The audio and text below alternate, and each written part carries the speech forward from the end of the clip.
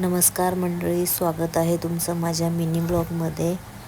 आज मी खूप जास्त लवकर उठले कारण की गणू लवकर उठला आहे आणि मी उठल्या उठल्या बाहेर आली आहे कारण की गणू खूपच जिद करत होता बाहेर यायचा, म्हणून मी त्याला बाहेर घेऊन आली आहे.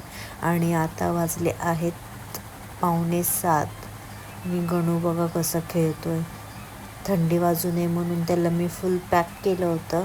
सॉक्स, स्वेटर वगैरे सगळं घातलं होतं. आणि ते झाडाला बघा जास्वंदीचं फूल आलं आहे आणि थोडासा सुका कचरा होता, तो म्हटलं तो पण जाळून घेते. सो इथे मी कचरा जाळला आहे. आणि इथे गणूचा फेवरेट दादा आला आहे, खेळवत होता त्याला. आज ताईची तब्येत बरी नसल्यामुळे गणूची सगळी कामं मला करायची होती. तिला बरं नाही आहे त्यामुळे ती झोपून होती आणि इथे मी गणूला नाश्ता भरवत होती. गणू खूपच बोलतात ना जिद्दी झाला आहे आणि खूप मस्ती करतो, त्यामुळे त्याला सांभाळणं खूप डिफिकल्ट होऊन जातं. तर इथे मी स्वेटर घातलेला सकाळी त्याला काढला येते आणि त्याने शी केली होती म्हणून मी त्याला झोपवलं तिकडे ताईच्या बाजूला. म्हटलं आधी शी साफ करून घेते त्यात पण त्याची मस्ती चालू होती. आणि ते बघा कसा पक्कड सोबत म्हणजे ना तो एका जागी असं स्थिर नाही बसणार, त्याला काही ना काही हातामध्ये लागतंच, तेव्हा तो एका जागी स्थिर बसतो, नाही तर अजिबात तो एका जागी स्थिर नाही बसत.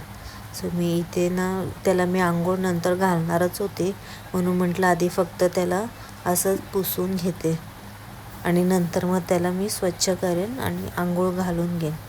तसं पण ना गणूला सर्दी असल्यामुळे त्याला आंघोळ आम्ही सहसा नाही घालत, फक्त ओल्या कपड्यांनी त्याला पुसून घेतो, नाही तर मग फक्त तोंड हातपाय वगैरे स्वच्छ करतो.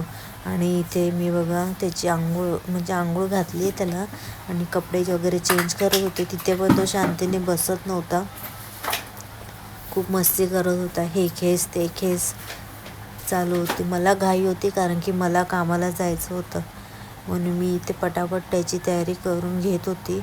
पण तो काय करूनच देत नव्हता, हे खेच ते खेच त्याचं चालू होतं. खूप मस्ती करतो गणू. आणि इथे मी केसाला तेल लावलेलं, त्याच्या टिका मी एकदा लावली, म्हणजे टिकली लावली त्याला एकदा, पण त्यांनी ना ती पुसली म्हणून मी परत लावलं. आज जेवण बनवायला टाईम नव्हता माझ्याकडे, म्हणून मी फक्त आज नाश्ता बनवला आहे. नाश्त्याला मी गरमागरम असा उपमा बनवला आहे. नाश्ता होऊन